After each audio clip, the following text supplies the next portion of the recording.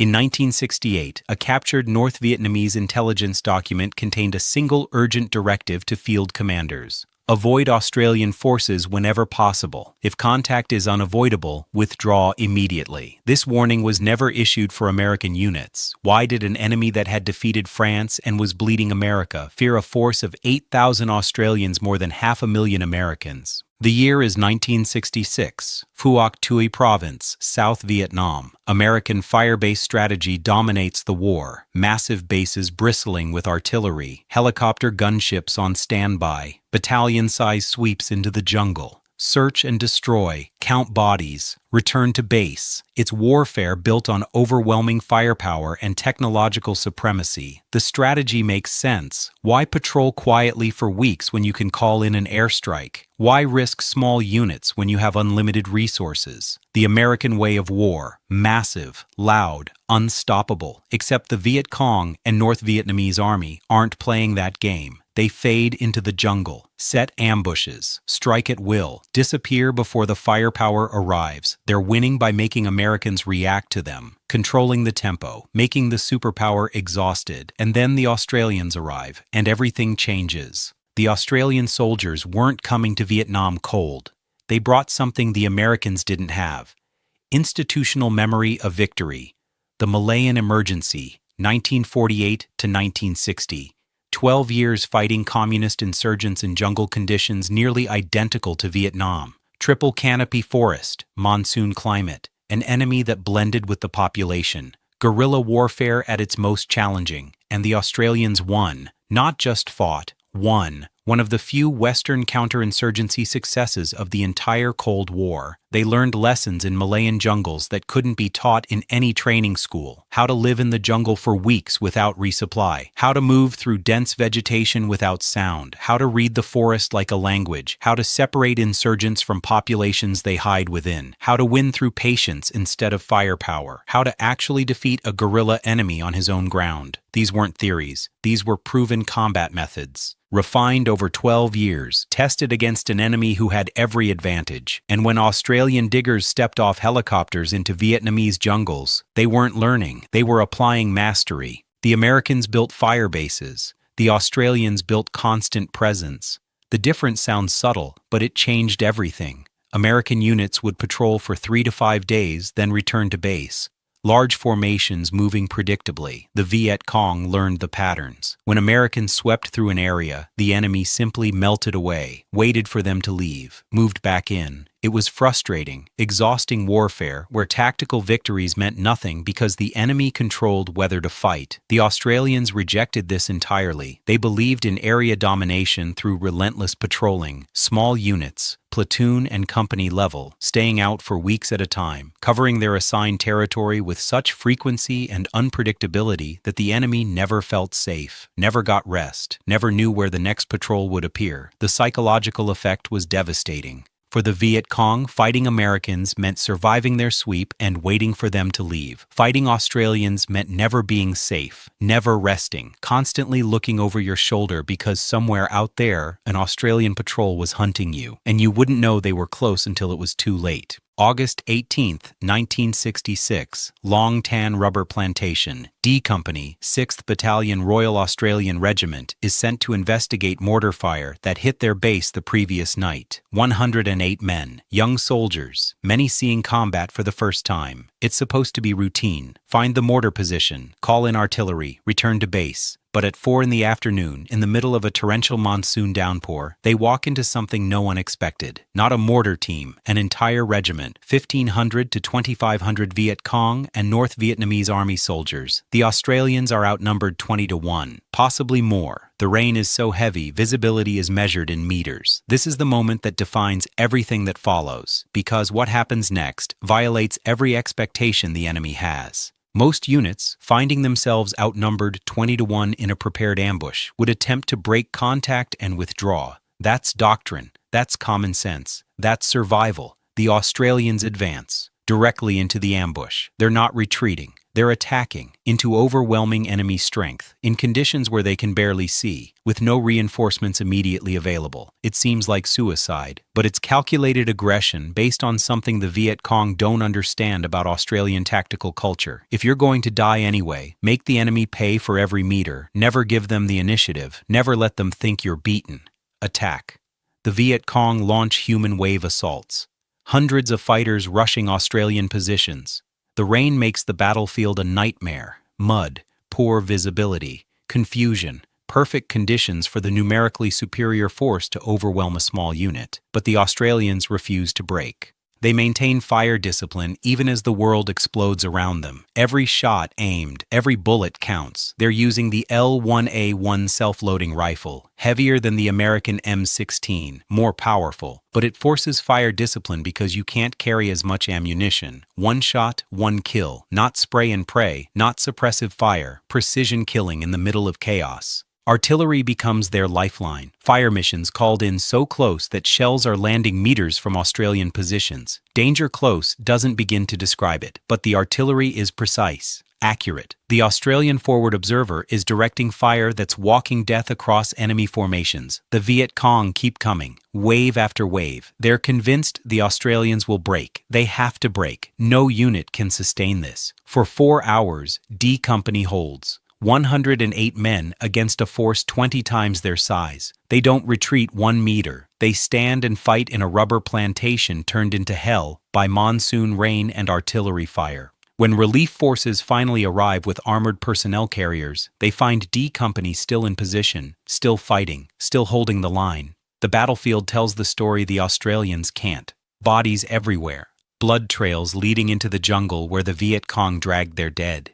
The Australians count 245 enemy killed on the battlefield. The Viet Cong will later admit to 47, but the evidence suggests the real number is much higher. Australian casualties, 18 killed, 24 wounded. The mathematics of Long Tan don't make sense by conventional standards, but they make perfect sense if you understand what just happened. The Australians proved they don't break. That numerical superiority means nothing if the smaller force refuses to accept defeat. That fire discipline and tactical cohesion can defeat mass. And the Viet Cong learned something they never forgot. Australians are different.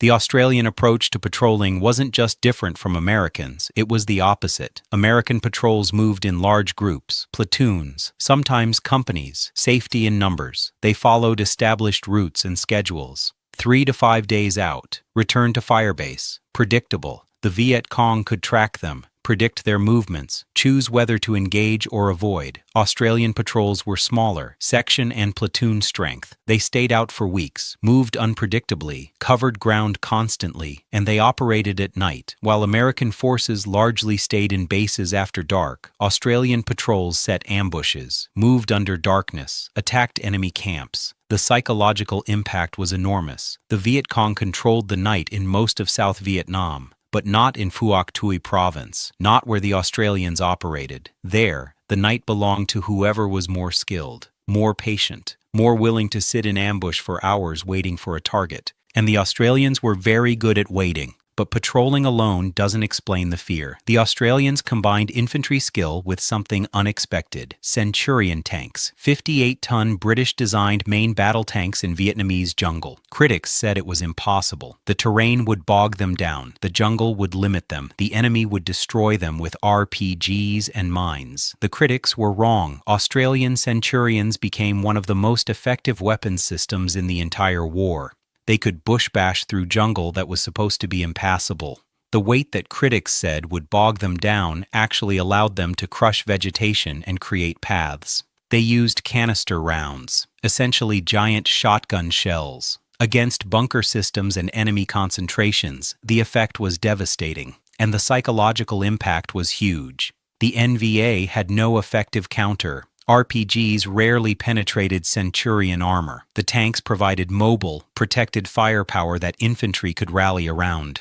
And they terrified the enemy in ways that couldn't be quantified. June 6, 1969. The village of Binh Ba. Intelligence reports a combined Viet Cong and North Vietnamese force has occupied the village. 5th Battalion Royal Australian Regiment with Centurion tank support is ordered to clear it. Urban combat, house-to-house fighting. This is terrain where armor is supposed to be vulnerable, where infantry should operate without heavy vehicles. The Australians ignore conventional wisdom. They use the tanks in urban combat, infantry and armor working together with perfect coordination. The tanks provide fire support, blow through walls, suppress enemy positions. The infantry clears buildings, moves methodically, room by room, building by building. No civilian massacre despite the chaos of urban warfare. No My Lai, just professional, controlled violence applied with surgical precision. The fighting lasts 2 days. When it ends, the battlefield accounting is stunning. 1 Australian killed, 10 wounded, 107 enemy killed, 6 wounded,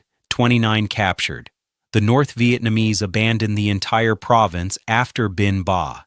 They don't just withdraw from the village, they cede the entire area, because they've learned that fighting Australians in any terrain costs more than it's worth.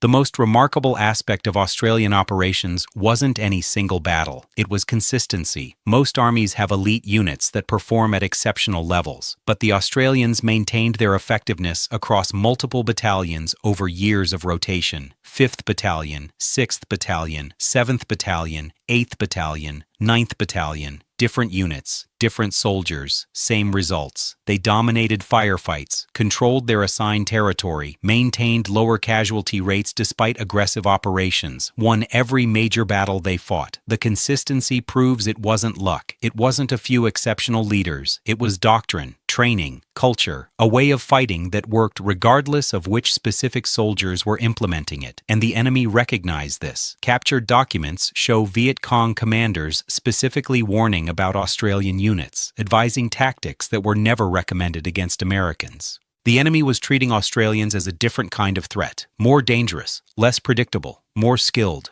May 12, 1968. Fire Support Base Coral. The 1st Australian Task Force establishes a new fire base to dominate enemy infiltration routes north of Bien Hoa. The North Vietnamese Army decides to destroy it, not harass, not probe, destroy. They commit regimental strength forces, multiple battalions, artillery support, sappers, the full conventional warfare package. This is the moment where the Australian approach faces its ultimate test. Can small unit tactics and infantry skill defeat conventional operations by a determined enemy with numerical superiority? The NVA attacks with everything: artillery bombardment, sapper teams infiltrating the perimeter, mass infantry assaults. It's the kind of attack that should overwhelm a fire base. The Australians don't just defend, they counterattack. Patrols go out to find enemy forming up areas and call artillery on them before they can launch assaults. Centurion tanks move offensively to break up enemy concentrations. When the NVA attacks, they meet not just defensive fire, but aggressive spoiling attacks that disrupt their operations. The fighting lasts nearly a month. The NVA keeps trying, keeps attacking, keeps taking casualties, and the Australians keep winning, not just surviving, winning, destroying enemy units, capturing equipment, breaking the enemy's will. When it finally ends, multiple North Vietnamese regiments have been shattered, over 300 confirmed enemy dead. The real number is certainly higher. Australian casualties, 25 killed, about 100 wounded. The NVA stops operating freely in Phuoc Tuy province after Coral-Balmoral, not because they're forbidden, but because they choose not to. The cost of fighting Australians has become prohibitive. But numbers in battles only tell part of the story. The real difference was psychological. The Americans could be outlasted. The Viet Cong and NVA proved that. Wait them out. Make the war expensive and frustrating. Eventually, American public opinion would turn and they'd leave. It was a strategy that worked. But the Australians couldn't be outlasted because they weren't trying to win quickly. They were trying to control territory, to make it so expensive for the enemy to operate in their area that he chose to go elsewhere. And it worked. Former Viet Cong fighters, interviewed decades after the war when they could speak freely, described the Australians differently than Americans. The Americans, they said, you could hear coming. Helicopters, artillery, heavy equipment, loud, predictable. You could avoid them or ambush them on ground of your choosing. The Australians you couldn't hear until they opened fire. They were everywhere and nowhere. Constant patrols meant never being safe.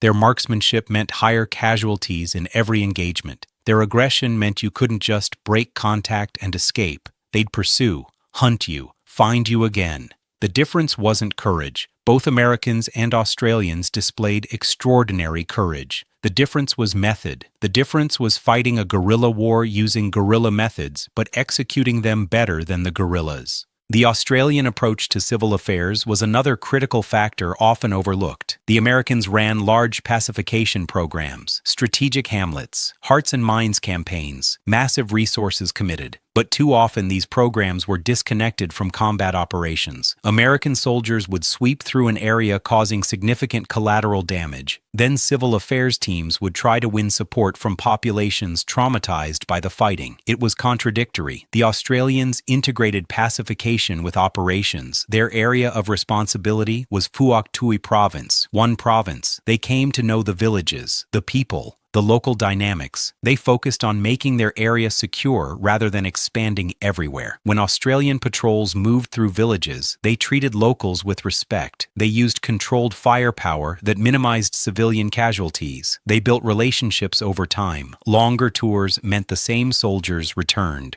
built trust, understood local politics. The result was better intelligence. The population became less sympathetic to the Viet Cong, not because of propaganda, but because Australian operations made them safer and caused less disruption to their lives. It was hearts and minds through competence rather than programs. Fire discipline might seem like a minor tactical detail, but it reveals everything about the difference in approach. American soldiers, on average, fired hundreds of rounds per enemy killed. The M16 encouraged high-volume fire. Doctrine emphasized suppression. Keep the enemy's head down with massive firepower while you maneuver. It's a valid tactic, but it requires enormous logistics. Mountains of ammunition, constant resupply. Australian soldiers achieved much lower shots per casualty ratios. Some studies suggest they were several times more efficient. Every bullet was aimed, every trigger pull deliberate. The L1A1 SLR forced this discipline because you couldn't carry as much ammunition, but the Australians turned limitation into advantage. Superior marksmanship training. Anzac tradition of precision shooting, a culture that valued accuracy. The result was that in firefights, Australians killed more enemy with less ammunition, and the enemy noticed. Captured documents mention Australian fire discipline,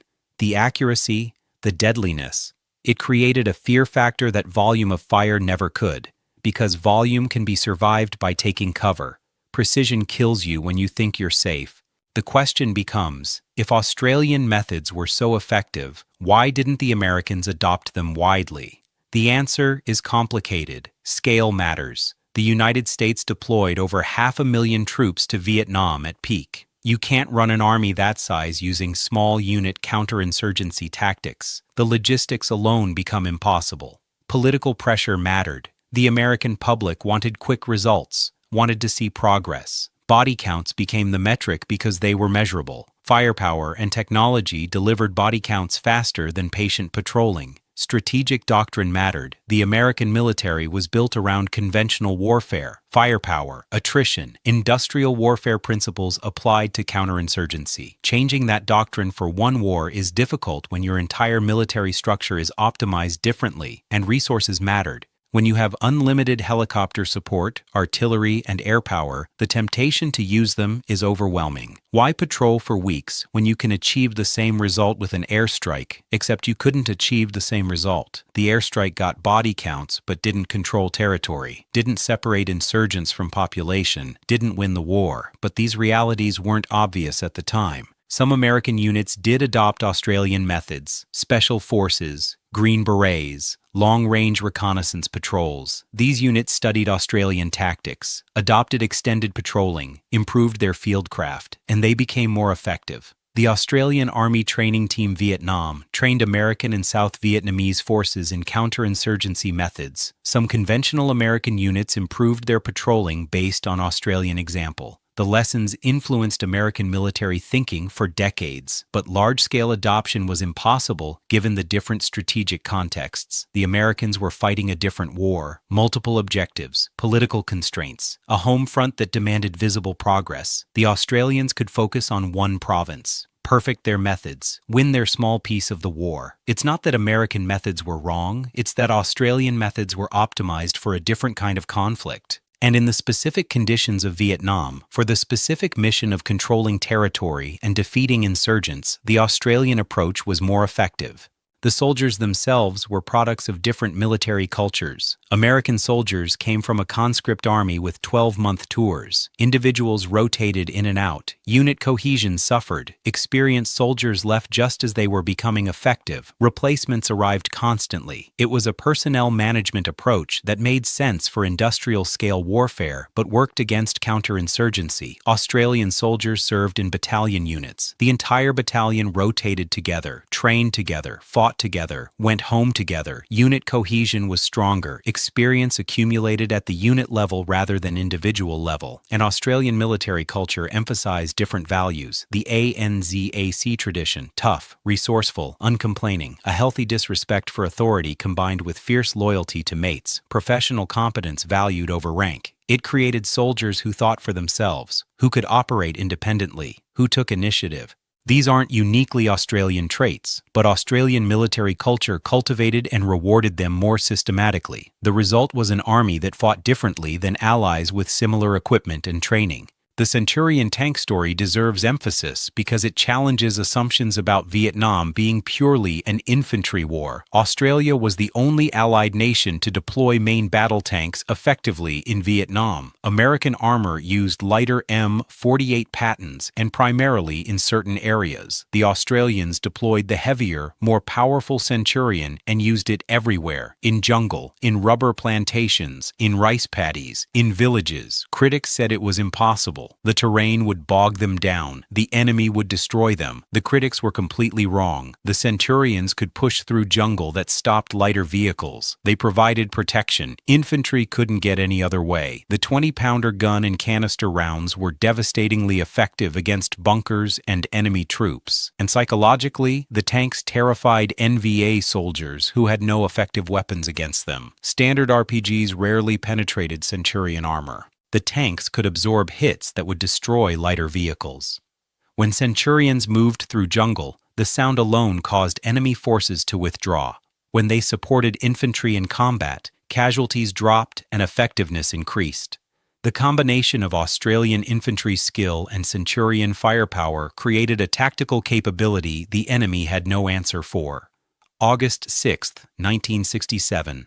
Operation Ballarat. A company, 7th Battalion Royal Australian Regiment, is moving through the Hat Ditch area, crossing the Soi Chau Pa River. Intelligence suggests enemy activity, but nothing exceptional. At 10:40 a.m., they walk into a perfectly prepared Viet Cong ambush. The enemy had pre-positioned forces, prepared fields of fire, waited for the Australians to enter the kill zone. The first burst of fire cuts down multiple soldiers. Wounded scream. The initial chaos is overwhelming. This is the nightmare scenario. Caught in the open, enemy in prepared positions. Crossing a river that limits movement. Any military manual would say the situation is hopeless. Pull back. Call for fire support. Evacuate casualties. Don't stay in the kill zone. The Australians do something different. They attack through the ambush. Casualties are heavy, 6 killed, over 20 wounded, but they maintain tactical cohesion. Return fire with precision. Use the terrain for what little cover it provides. Call in artillery on enemy positions. Request air support. And most importantly, they don't surrender initiative. The Viet Cong expected the Australians to break contact and withdraw. That's what worked against other forces. Instead, the Australians turn the ambush into a meeting engagement. Press the enemy, force them to withdraw, pursue them as they retreat. By the end, the tactical situation has reversed. The ambushers become the pursued. The Viet Cong take heavy casualties and abandon the area. The lesson echoes across every Australian engagement. Even when surprised, even when taking casualties, even in the worst tactical situation, they never give the enemy what he expects. They always attack.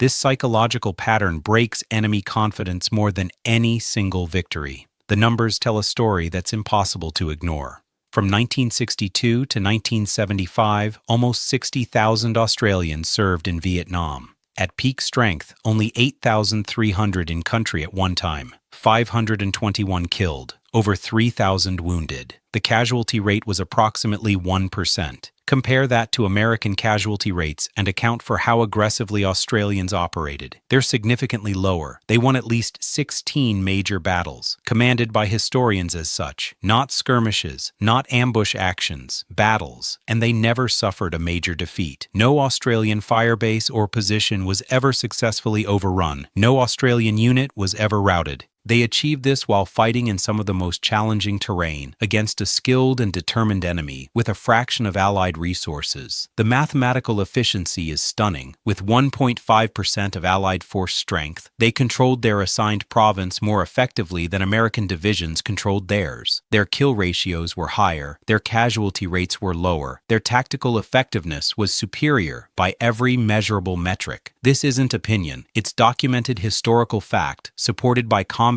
records, enemy assessments, and post-war analysis. The question that haunts military historians is whether different American tactics could have changed the war's outcome. The honest answer is probably not. Vietnam was lost at the strategic and political level, not tactical. Australian methods were perfectly suited for controlling territory and defeating local insurgents, but they couldn't address the fundamental strategic problems. North Vietnamese commitment was absolute. They would accept any cost. American political will was finite. The American public would only support the war for so long. No amount of tactical excellence could bridge that gap. The Australians proved you could win every battle and still not win the war. They dominated Phuoc Tuy province, made it one of the most secure regions in South Vietnam, defeated enemy forces repeatedly, built effective civil-military relations, did everything counter-insurgency doctrine says you should do. And when America withdrew and North Vietnam launched conventional invasions, it didn't matter, because the war was always bigger than tactical success in one province. This doesn't diminish Australian achievement. It contextualizes it. They proved counter-insurgency could work, that guerrillas could be beaten on their own ground, that firepower wasn't the answer to every problem. These lessons influence military thinking for generations.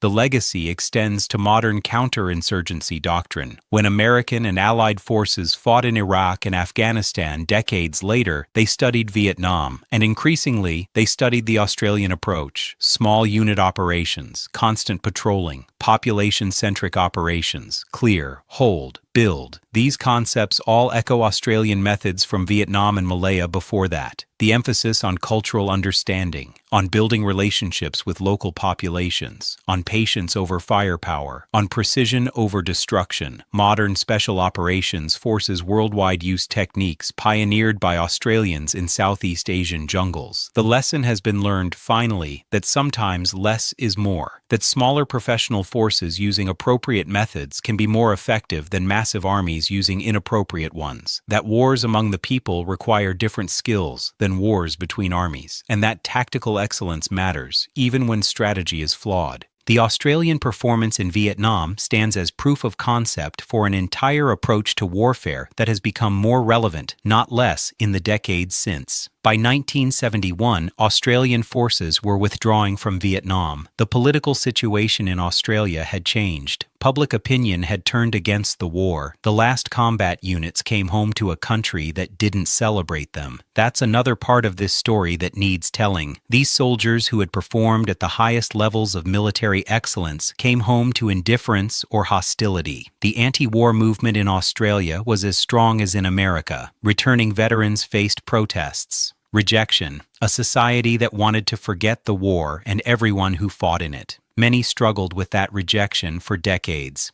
PTSD wasn't understood or treated effectively. The recognition they deserved came late, if it came at all. It took years for Australia to properly acknowledge what these men accomplished, to honor their sacrifice and skill. Today, military historians and veterans groups work to ensure the story is told, that the tactical excellence is recognized, that the battles are remembered. But for the men who fought, that recognition came too late for many. They knew what they'd achieved. They knew they'd performed at levels few military units ever reach. They knew the enemy feared them more than units 10 times their size. They knew they'd won every fight they were in, and for years almost no one acknowledged it. The North Vietnamese and Viet Cong feared Australian diggers more than U.S. Army forces because the Australians fought a different kind of war. a war the enemy understood and respected, a war fought with methods that worked in the jungle and villages where the conflict was actually decided. They feared them because the Australians were unpredictable, because they never stopped patrolling, because they were always hunting, because when you fought them, you paid a higher price, because they didn't rely on technology and firepower, but on skill and persistence, because they had learned in Malayan jungles how to beat guerrillas at their own game, because they refused to break even when outnumbered 20-1, because they turned every disadvantage into advantage through superior training and tactical discipline, because they treated war as a craft to be mastered rather than a problem to be overwhelmed. The fear was justified. The Australians earned it, battle by battle, patrol by patrol, year after year. They proved that in the specific conditions of counterinsurgency warfare, method matters more than resources, skill matters more than firepower, patience matters more than technology, and sometimes a small force of professional infantry who know what they're doing is more dangerous than an army that doesn't. That's the lesson of Australian operations in Vietnam. That's why the enemy feared them, and that's why their story deserves to be remembered. If this exploration of tactical excellence in the most challenging warfare environment resonates with you, subscribe now for more untold stories of military history, courage, and the hard lessons written in blood and sacrifice.